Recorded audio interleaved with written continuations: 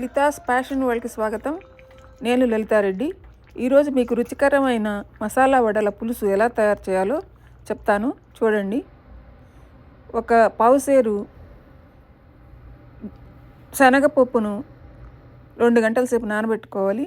ఒక నిమ్మకాయ సైజు చింతపండును కూడా, పెద్ద నిమ్మకాయ సైజు చింతపండును కూడా నానబెట్టుకోవాలి.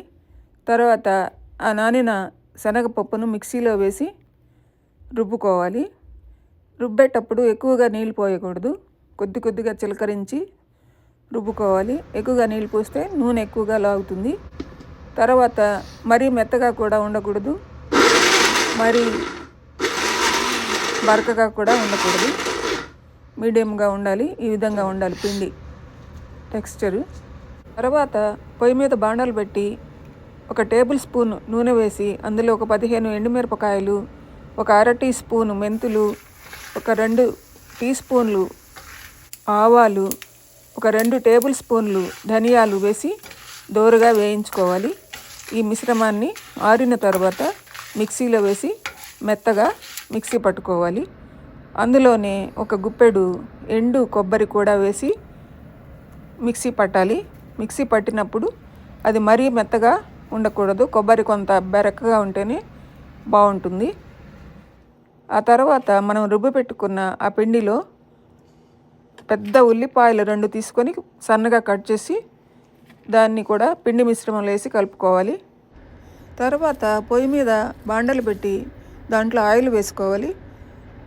తర్వాత చిన్న చిన్న వడలు ఒత్తుకొని, ఈ విధంగా ఒత్తుకొని వాటిల్ని కాల్చుకోవాలి. వడ మరీ లావుగా ఉండకూడదు, మరీ పెద్దదిగా కూడా చేసుకోకూడదు. ఈ విధంగా చేసుకుంటే బాగుంటాయి. ఈ విధంగా అన్నీ చేసుకోవాలి.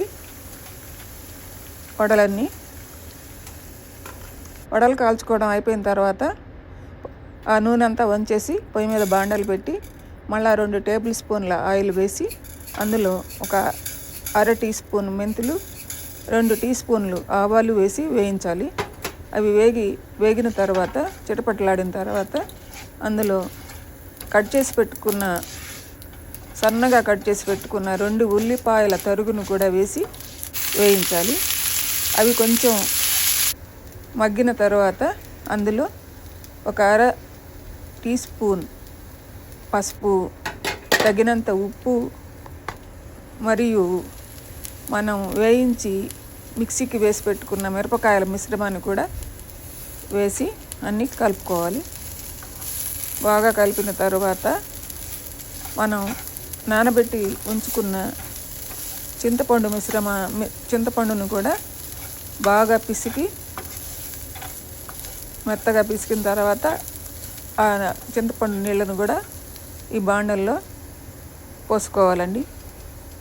బాగా నీళ్ళు ఎక్కువగానే పోసుకోవచ్చు చింతపండు పిసికేటప్పుడు. ఈ విధంగా ఉంటున్నప్పుడు ఆ చింతపండు పులుసులో మనం కాల్చి పెట్టుకున్న వడలన్నీ వేసి ఈ విధంగా కలపాలి. కలిపిన తర్వాత మూత పెట్టి ఒక 15-20 నిమిషాలు ఉడికించుకోవాలి. మధ్య మధ్యలో గరిటెతో కొంచెం కలుపుతూ ఉండాలి. ఇప్పుడు మనకి ఈ మసాలా వడల పులుసు రెడీ అయిపోయినట్టే. ఇదేనండి మన నెల్లూరు మసాలా వడ పులుసు. మీరు కూడా చేసుకొని రుచి చూసి ఎలా ఉందో నాకు కామెంట్స్ పెట్టండి. తర్వాత లైక్ చేయండి, షేర్ చేయండి, సబ్స్క్రైబ్ చేయండి. ధన్యవాదాలు.